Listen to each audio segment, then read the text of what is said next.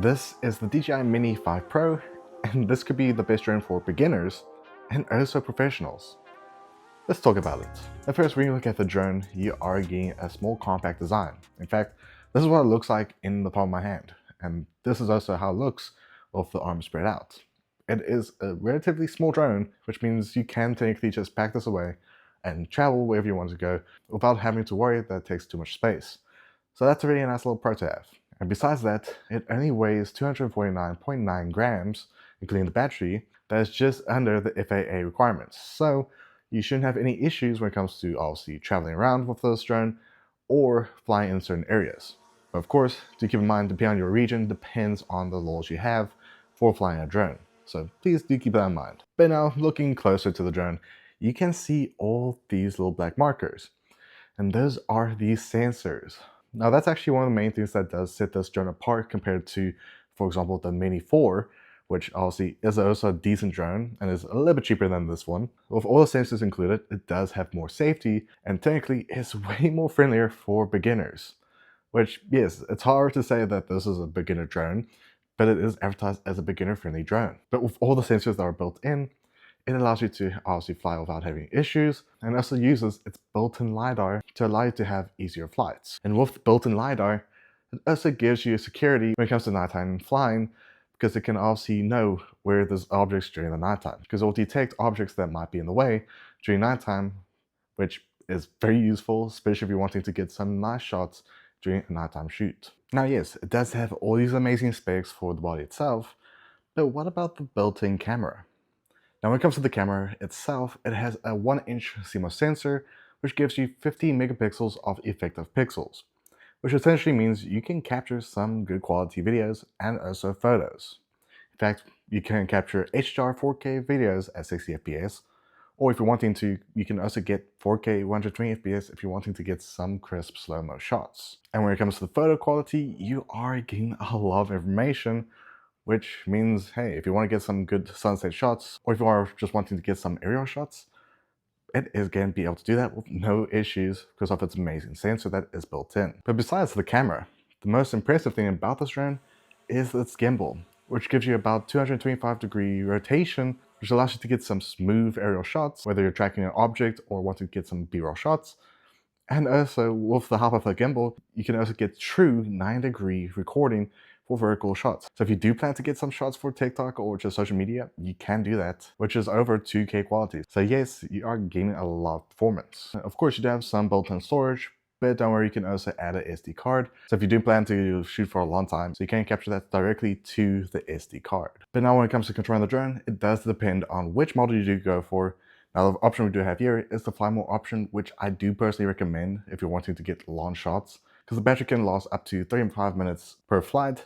So fly mode is going to be the best option, and also does include the RC2, which has a built-in screen that allows you to see all the information at 1080p 60 FPS. But if you do go for the standard option, you won't have a screen built in, you have to actually use your phone as the screen. But with this amazing controller, it is lightweight. You can also see your different modes from sport to normal. And you might be wondering, where's the joysticks? Well, there's at the very back, and you just screw them on, and there you go. You are set to fly. But now enough talking about specs, let's actually talk about the performance and just show what you can actually do with the Mini 5 Pro. So we are now outside to obviously, one, show the performance, show what you can capture with the Mini 5 Pro, and also just some of the things you can possibly do with the Mini 5 Pro for your own use.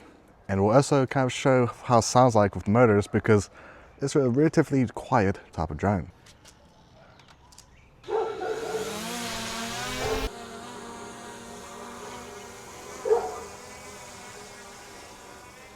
Obviously, I'm not piloting the drone right now because technically it's not my own, but my stepbrother allowed me to try it out, and looking just spectacular.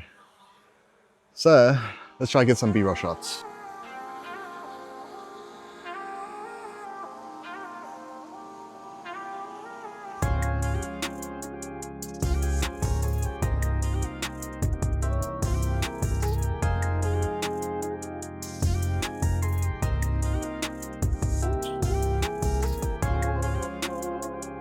So now we are shooting with me obviously recording the audio on my phone, but syncing the shot to the drone itself.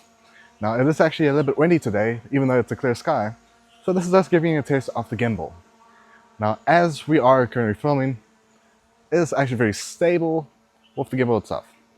But the quality is also a good taste, with us shooting currently at 4K 30 FPS. Because right now, I don't know if the quality is looking good, because we have current bad lighting, but this drone is also well known for getting some good nighttime shots, so it surprised me if it's able to capture some decent video quality. But now we're switching into vertical mode, and this is actually going to be very useful for a lot of creators that are mostly focused on recording in TikTok format, or even for YouTube Shorts. And again, this still keeps a decent amount of quality, so you can get some good shots whether you are doing some hiking, or even just getting some basic B-roll shots for your trips. But what's nice about that, it also has built-in tracking functions, which allows you to actually track you when it comes to hiking, so you don't really have to control it yourself, and you can just let it follow you. But now we're going to just test out how well it does when it comes to following a subject, and just see how smooth it can be. So let's switch to the camera itself. So right now, this is just us walking, no tracking enabled, and this is just being controlled by my stepbrother. And I mean, it could be very stable, it could be really good, but yeah, again, this might be also be filmed in D-Log.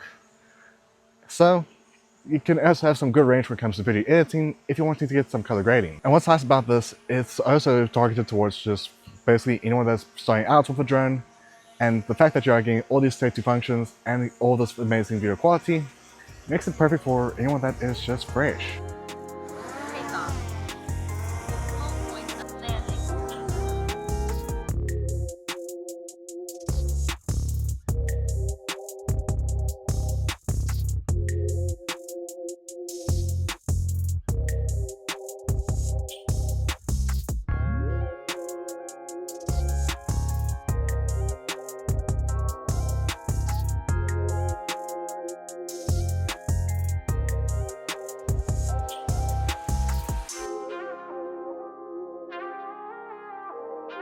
But while we're getting some shots of just cinematic and also how much it can do in terms of speed, what is the pricing and who is it for?